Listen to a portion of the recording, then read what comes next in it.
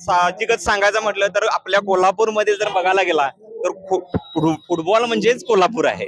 आणि ओंकारकडून आमच्याकडे एक अपेक्षा आहे. ओंकार मी नाव का घेतो कारण की तो आमच्या वयाचा एक म्हणजे नेता आहे. आणि त्याला कसं आहे आम्ही सर्व म्हणजे हक्काने आम्ही त्याला बोलवू शकतोय. याच्यामध्ये आता आम्ही बऱ्याच ठिकाणी बघितले की साहेब दादा हे करून आमचं सगळं झालेलं आहे.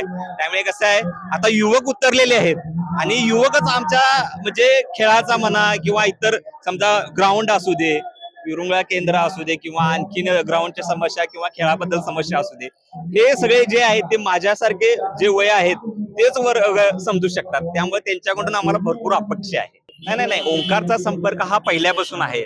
त्याचा एक मित्र सर्कल आहे, फ्रेंड सर्कल आहे. आणि हा फ्रेंड सर्कल ह्या माध्यमातूनच त्याला उभं केलेला आहे. असं नाही की त्याचे वडील म्हणजे नगरसेवक होते म्हणून त्यांना उभा केलेला आहे, अशातला काही भाग नाही आहे. त्याचा तो एक मेन म्हणजे फुटबॉल खेळाडू आहे.